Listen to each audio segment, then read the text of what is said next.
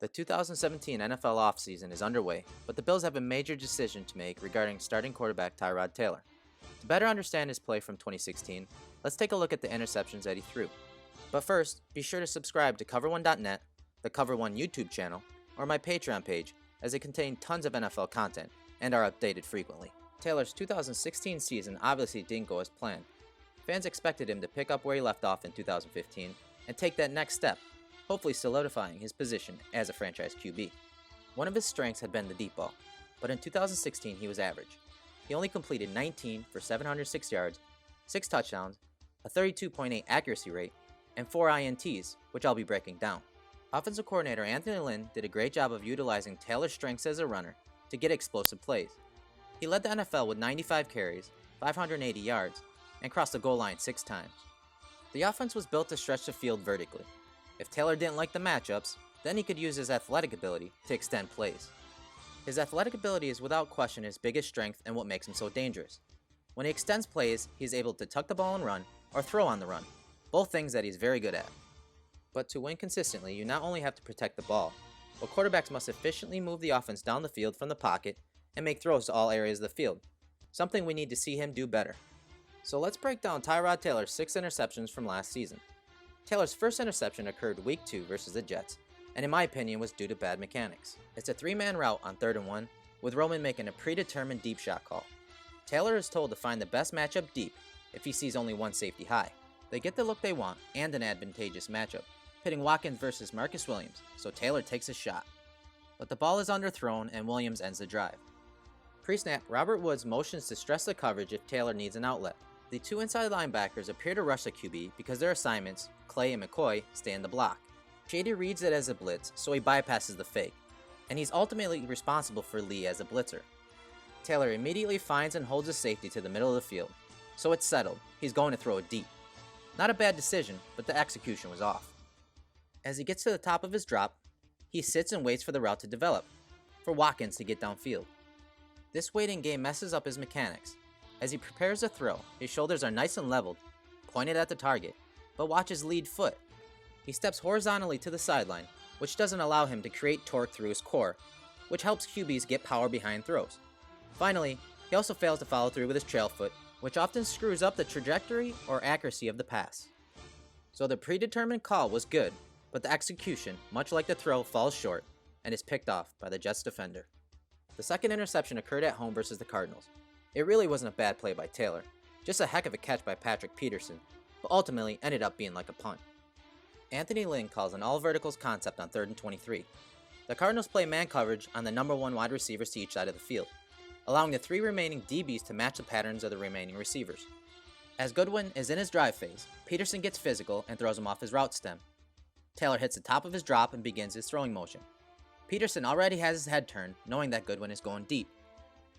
Based on the vertical routes, the coverage turns to man, and Taylor lets it rip, but tries to throw it deep enough to let Goodwin run up under it. But Goodwin lets up, and Peterson runs a route for him. On the snap, Taylor's mechanics are strong. 2 hands on the ball near his breastplate, utilizes his eyes to hold the safeties, levels shoulders, hits the top of his drop and points his shoulders to get rid of it. Good thing he did. Left tackle Cyrus Kouandjio missed his punch, and Chandler Jones is bearing down on the QB. Not a bad decision, and I'm sure that the coaches told him to take the shot knowing that they would be punting anyways. But how about the speed, ball tracking, and body control to bring this pass in? The third INT of 2016 occurred against the Seahawks and appeared to be due to a misread by Taylor. Bills run a switch concept reminiscent of the old run and shoot offense. The quarterbacks and receivers are running option routes based on the coverage they see, so they have to be on the same page. Corner Deshaun Shedd to the bottom of the screen is in press with the field corner Sherman in off coverage. Is it man or zone? Post-snap, Taylor focuses on the matchup versus Shedd. Taylor reads it as man coverage. So Taylor works back to the field thinking that the defense is in man coverage, but they're actually in cover 3. Woods reads it as cover 3 and hooks up the route. Taylor throws it deep and Sherman catches the easy interception in the end zone. Pre-snap, you can see why Taylor thought it was man coverage. Look at the linebacker's alignment on Clay. He takes a snap, looks left, and throws it deep. Taylor thought that the slot corner would be matched up with Woods running deep, not Sherman over the top. Good job by the defense disguising the coverage, and a bad play by Tyrod in a game that may have been his best as a Bill. Interception number 4 occurred against the Bengals and probably was the most egregious. The Bills are driving at the end of the first half, only down 2 points, with 2 timeouts in their pocket. Another simple all-verticals concept play call with Clay and Tate slightly bending their routes to the middle of the field. The defense matches with quarters coverage, which is perfect versus this concept. Post-snap, the coverage turns to man, but as soon as Taylor hits the top of his drop, defensive end Carlos Dunlap is running the hoop. Taylor escapes the pocket and forces the pass to Goodwin, where it is picked off by corner Dre Kirkpatrick. This game was Shontrell Henderson's only appearance in 2016, and it was clear that he wasn't ready. Dunlap strikes first with a straight arm to the chest. As Henderson raises his hands to engage, Carlos chops the right hand away, giving him the edge. As Taylor leaves the pocket, defensive end Michael Johnson is in pursuit, so Taylor takes a chance. It was a bad decision, where Taylor should have just thrown it away. Taylor's 5th interception of 2016 occurred out in Oakland. Down 6, with the offense backed up, Taylor appears to miss tight end Nick O'Leary on the stick route. Instead, he's trying to get the ball to Marquise Goodwin. The defense appears to settle into man coverage, with the secondary working a combination coverage to Sammy Watkins. On the snap, outside linebacker Bruce Irvin recognizes the pass late and leaves his assignment O'Leary wide open, but for some reason, Taylor doesn't hit him. Instead, he holds the ball 5 yards deep in his end zone, waiting for Goodwin to separate. Outside linebacker Khalil Mack gets a piece of the throw, and it gets intercepted by Nate Allen. So let's take a look at the matchup of right tackle Jordan Mills versus Khalil Mack. On Mack's first step, he really keeps Mills guessing whether he's going to rush wide or inside. This doesn't change on the second step. Mack explodes off his left foot towards Mills, so his angle changes, forcing Mills to adjust. Mills shortens his kick slide to protect the inside gap, and it briefly leaves him flat-footed. That split second allows Mack to explode upfield off his right foot. Mills' turn, so Mack engages and makes a play on the ball. This is a play that could have been avoided if Taylor would have just taken what the defense gave him. Tyrod's 6th interception of 2016 happened at home in Week 14 versus the Pittsburgh Steelers. Anthony Lynn dials up another all-verticals concept on first down, and Tyrod Taylor makes another bad decision. But I have to give credit to defensive coordinator Keith Butler. He disguised this Tampa 2 coverage really well pre-snap. Post-snap, inside linebacker Lawrence Timmons drops to the deep middle as all of the defenders get to their cover 2 landmarks.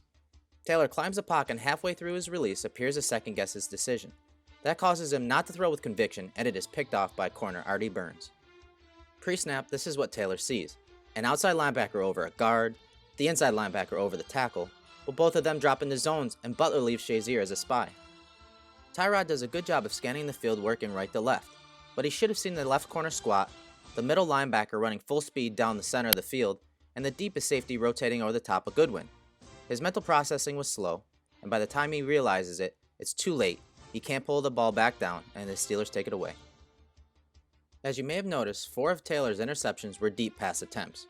4 were passes to Goodwin, 1 for Watkins, and 1 for Woods. As is often the case on interceptions, I would pin 5 of the 6 interceptions on him. Against the Jets, he made the correct decision, but his mechanics were off. Surprise, surprise, he was in the shotgun. I'll give him a pass against the Cardinals because he understood the down and distance, and that was one heck of a play by Peterson. Out in Seattle, he failed to read the coverage play side and basically gave Sherman a gift. His most egregious turnover was against the Bengals. The Bills were driving, and he cannot afford to turn that over. Another bad decision by Tyrod in the Oakland game. He should have just hit O'Leary to get the offense out of a bad spot. Finally, at home, in an important game, his mental processing of the coverage from pre to post snap was off, and it leads to an interception by the Steelers. These are all plays that the organization must evaluate. If the staff were to hypothetically open up the passing game, give Taylor more attempts, would we see a more aggressive player? Or would we see a player that turns it over more due to mental processing? Or was the scheme limiting Taylor last season by running very vanilla concepts in awful situations? Where do you stand? Is he your quarterback for the next couple of years?